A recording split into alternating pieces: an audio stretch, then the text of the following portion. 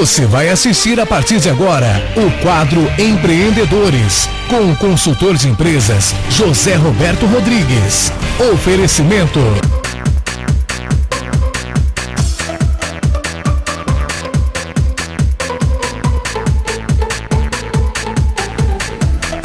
Estamos aqui ao vivo com José Roberto Rodrigues para falar de empreendedorismo. E hoje o tema que o Zé traz para a gente discutir, analisar, conversar a respeito é o que uma empresa precisa, para sobreviver no mercado. Zé, mais uma vez, obrigado, boa tarde e vamos falar disso aqui. Vamos, boa tarde, Vono, boa tarde você, telespectador do Canal 10. E vamos falar um pouquinho mais de administração dentro da empresa, né, Vono, que é o que realmente as empresas estão precisando para sobreviver no mercado. E o que está precisando na cabeça de muito empresário também. Por exemplo, eu dei uma notícia aqui agora, veja você, quando uma empresa ela trabalha para o seu crescimento, que maravilha. Quando ela tem os itens que você trouxe para ser discutidos aqui, e faz isso muito bem, por exemplo, a Deaço acaba de abrir mais uma loja na cidade, não é? Isso mostra, né, Zé, que a empresa ela está crescendo. Outro detalhe, outra empresa na nossa cidade. Quem não conhece supermercados Pessotto da Coab, quem não conhece supermercados Pessotto lá da Avenida 4, Pessottoplex. Mais um adquirido pelos empresários, pelo Maurício e pela Cida Pessotto. Lá no CDH, que está sendo ampliado, vai aumentar para dar um atendimento ainda melhor. Então, se uma empresa ela é bem administrada, ela só pode crescer. Mas para isso, um dos itens, eu gostaria que você falasse, ela tem que ter um preço. Tem que ter um preço. Tem que ser certo. Com relação a essas empresas, João, se ela realmente está ampliando é porque está sobrando dinheiro no caixa. Se está sobrando dinheiro no caixa, não é nem porque o produto é bom. Porque o produto hoje, mano, já não conta mais. Né? Se o produto não atender o consumidor, pode custar 1 ou 10 para ele, é a mesma coisa. Né? Até porque tem um monte de gente fazendo o mesmo produto. Então a questão realmente é administração. Ou seja, vai sobrar dinheiro na tua empresa quando o empresário, mano, conseguir entender e conhecer, por incrível que pareça, qual que é o preço de venda do produto dele. Como é que faz isso, Zé? Qual o procedimento para fazer isso? Infelizmente, Vono, as pessoas, a maioria, né, dos empresários ainda acha que pode ser naquela questão do preço de mercado. O dele é 60, eu vou vender por R$ 59,90. Não dá mais, não é assim que se faz. Na verdade, existe uma coisa chamada margem de contribuição, Vono. Ou seja, quando você vender, quantos por cento vão embora, ou seja, você vai pagar de imposto, você vai pagar de comissão, você vai pagar de frete, quanto que você vai pagar na matéria-prima e quanto que vai sobrar para você. E aí, Vono, tem que fazer algumas contas matemáticas, ok? Mas, uma vez dando um curso, Vono, há muito tempo, ainda na época do Sebrae, para um pessoal formado em informática, né, empresários, que estavam num projeto de abrir empresas para fazer programas de computadores para as empresas. Com esses empresários formados, nós tivemos dificuldade de passar para eles essa questão, porque tinha lá que entender porcentagem. E eles tinham dificuldade, e olha que são formados em matemática. Né? Então, na verdade, mano, tem que voltar um pouco para a escola, tem que entender um pouco de matemática, né? E tem que entender de computador. Se você não tiver os números para formar o preço, mano, eu garanto para você que, principalmente na indústria, onde a margem de lucro é muito pequena, mais de 90% dos empresários não conhecem o preço de venda, ou seja, não sabe quanto ganha ou quanto perde no final do mês. Seria mais ou menos assim, Zé, como faz o poder público, que faz o seu orçamento naquilo que ele vai gastar, o que ele vai arrecadar e vender, e vai gastar no ano seguinte. Agora, só que o poder público ele não tem, né, determinadas obrigações que tem uma empresa, né?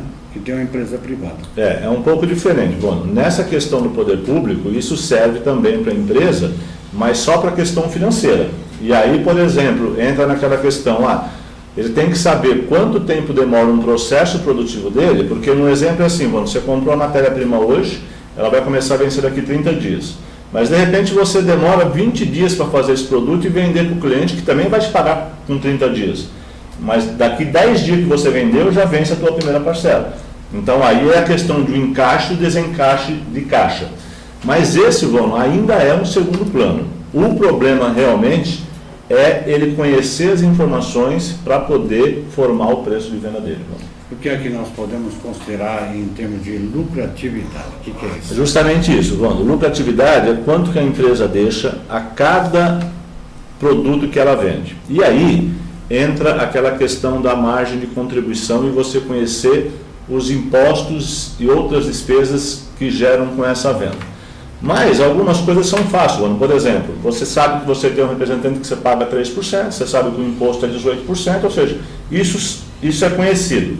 Agora, quanto você vai vender e qual que é o total da tua despesa para você poder jogar essa despesa dentro do seu preço.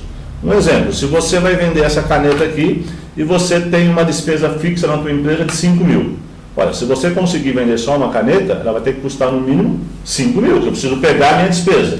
Então, aí que está o grande negócio. Eu vou jogar 5 mil em quantas canetas? Porque se eu jogar, por exemplo, em 10 canetas, eu vou ter que vender cada uma por R$500, para poder vir a minha despesa. E se você vender só 8 canetas, veio 4 mil, faltou 1.000. Se você me permitir, aí é que entra a tal de porcentagem. Sim, aí que entra a questão de porcentagem, aí entra a questão do planejamento junto com a tua equipe de venda, ou seja, você tem que realmente imaginar quantas peças você vai vender, se essa peça realmente está no preço do mercado, e aí, você entender, eu vou vender 50 peças, quantos representantes eu tenho? 10, cada um tem que vender 5. É possível vender 5? Quantas cidades? Quantos clientes eu tenho na cidade? Percebe? Então é dessa forma, ou seja, no dia 1º, você já sai com a tua venda praticamente garantida, e você vai corrigindo ela até chegar no dia 30. E tem também a competitividade, né? Sim. O que você fala de mercado competitivo? O que está acontecendo com relação ao mercado competitivo? A produção realmente de algumas indústrias aumentou em função da questão dos eletrônicos, tá certo? Então, quem está nessa parte de eletrônico, pensa, assim, ele já está vendendo muito e tem muita concorrência, mas aquele que tem uma fábrica de guarda-roupa, o concorrente dele, não é mais a fábrica de guarda-roupa, é quem vende o computador e o iPhone, porque ele vai deixar de comprar o seu guarda-roupa para poder comprar isso. Então, assim, quando ele for comprar um guarda-roupa, ele vai sair para o mercado, mas ele vai demorar para fazer essa reposição do guarda-roupa. O melhor empresário, aquele que tiver o preço certo, o produto certo, é o que vai pegar essa venda. Percebe? Porque hoje já não se troca de sofá, de guarda-roupa, de mesa, como se trocava antes. Porque hoje a pessoa vai dar importância para outras coisas, tá certo? Fora isso, nós temos que entender a questão da internet, né? Hoje, principalmente em grandes centros, eu vi você acabando de falar aí com questão de segurança, né, de trânsito e tudo isso, as pessoas não é nem que não tem tempo, não tem mais nem condições de sair para comprar. Né? Nas cidades você não estaciona e hoje nos grandes centros nem no shopping você consegue estacionar. Por onde que as pessoas vão comprar? Pela internet, porque em 24 horas está na sua casa. Então, aquele empresário que hoje ainda não está na internet, não conhece como é que se faz uma venda, como é que se faz um site, não tem um site, né? Na verdade, fique preocupado porque daqui 5 anos só vai ter praticamente as vendas da internet. Uma pergunta que sempre gostaria de ter feito para você e me ocorre agora, me lembro agora.